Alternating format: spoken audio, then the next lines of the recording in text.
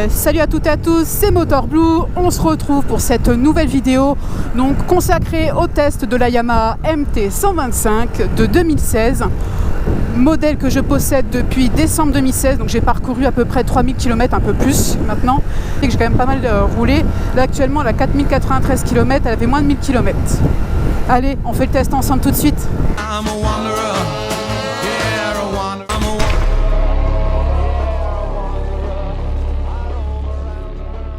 La Yamaha MT-125, en fait, c'est tout simplement une YZF décarénée. Donc elle prend les mêmes caractéristiques techniques au point de vue moteur, au point de vue freinage, etc. Plutôt de la YZF deuxième génération, parce que la première génération est un peu différente. Et je crois qu'entre la MT-125 et l'YZF, ils ont changé, je crois, à peu près une centaine de pièces, ou une quinzaine de pièces, je sais pas trop. Mais je sais qu'il y a eu beaucoup de changements quand même. Donc c'est vraiment pas les toutes premières YZF. Alors c'est un moteur de 15 chevaux pour un poids de 140 kg plein fait. Donc c'est quand même, je trouve quand même ça lourd pour une 125, sachant quand on sait que la MT-03 fait 168 kg. Donc pour une 125 ça reste quand même assez lourd. C'est une bonne petite 125 qui s'était attirée par les YZF, mais en essayant se rendre compte que finalement c'est pas pour eux, parce que voilà, elle est trop en avant, elle est trop haute. Bon, pour la hauteur, faut pas s'inquiéter du tout. C'est quand même, on peut rabaisser la moto, parce qu'il faut quand même souligner que la MT-125 fait 810 mm de hauteur. Moi qui fais un peu moins d'1m70, je vous avoue qu'au début je touchais pas les sols, c'était un peu bizarre d'ailleurs. Tout le monde se foutait un peu de ma gueule quand j'ai raconté ça. Mais non, en fait, vous pouvez la rabaisser avec un kit. Bon, c'est dommage, je ne l'ai pas pris avec moi, j'aurais pu vous montrer à quoi ça ressemble. Bon, allez, on va prendre une petite route à 110 pour vous montrer un petit peu comment se comporte la petite MT. Allez, c'est parti, il faut pousser dans les rapports, on y va. Allez, allez, avance cannabis. Allez, cannabis. Allez, on passe au niveau. Allez, allez, d'une heure, allez les filles, allez la grosse. On dépense les calories. Wouh! Allez, c'est une boîte 6 vitesses. Là, on est en montée. Donc, c'est un peu normal qu'elle peine un peu. Je suis pas non plus toute légère, hein, faut le dire. J'ai pas un poids plume. Il y a du vent. Bon, on va dire que c'est un peu l'excuse. Bon, sinon, au niveau du comportement, il n'y a rien à dire. Elle est ultra maniable. Pour les personnes qui font un peu moins d'1m70 et qui font pas non plus qui sont pas très lourds, il n'y a pas à avoir peur à conduire cette MT-125, hein, je vous rassure. Donc vous pouvez tout à fait vous rabattre sur la MT-125. Après, la MT, c'est quand même une moto qui est, comme on connaît chez Yamaha, qui est rigoureuse. Il y a quand même l'ADN sportif des Yamaha. Et, si vous cherchez plutôt une moto espiègle, vous pouvez voir aussi la KTM 125. Après, je n'ai pas essayé, donc je ne vais pas m'avancer sur la KTM. Mais c'est quand même c'est une jolie moto. Après, on connaît quand même certains disent que KTM c'est pas fiable, mais bon, je mets pas mon avis là-dessus, j'ai pas essayé, donc je ne ferai pas de jugement sur la KTM. Concernant le freinage, la petite Yam quand même un petit freinage. L'ABS n'est pas intrusif, on sent, bon, quand on a besoin de freiner, elle freine. Ça l'a eu à tester, j'étais plutôt rassurée de voir qu'elle freinait correctement. Elle pardonne facilement nos conneries, hein, j'en fais très régulièrement. Entretien, ça faut faire une révision par an si vous roulez pas mal, enfin si vous roulez peu. Sinon, il faut compter, je crois que c'est tous les 3000 km, hein, après 6000, 9000, etc. Au niveau des révisions, une simple vidange, mon concessionnaire Yamaha me disait que c'était 95 €.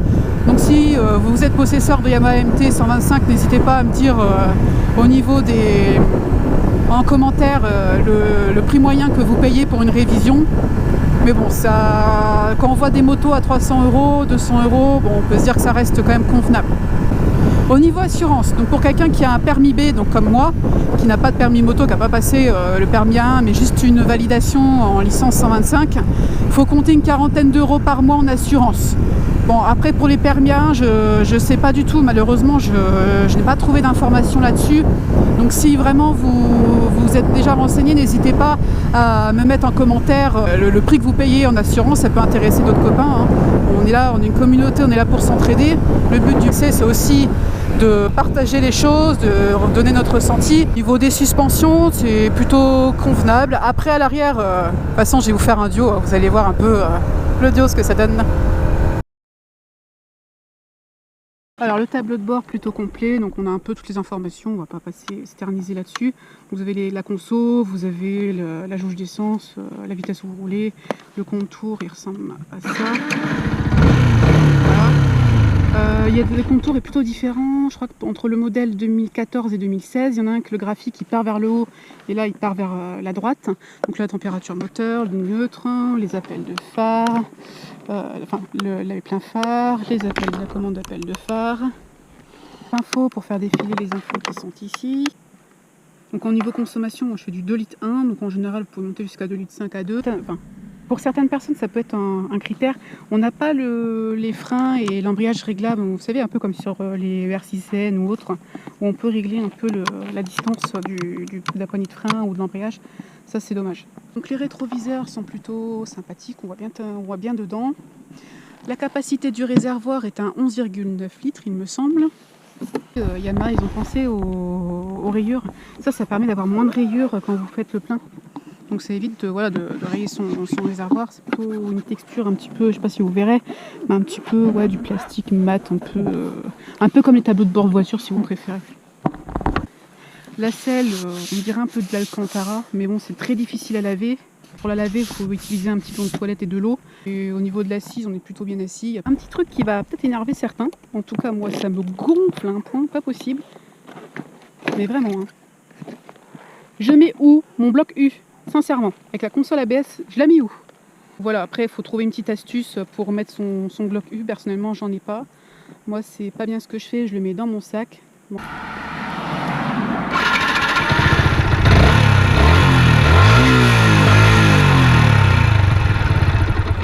Bon, voilà le son. Après, si vous avez le choix de mettre une ligne Acra ou Léo Vince ou X-Ray, ça sonne pas mal, c'est pas mal aussi.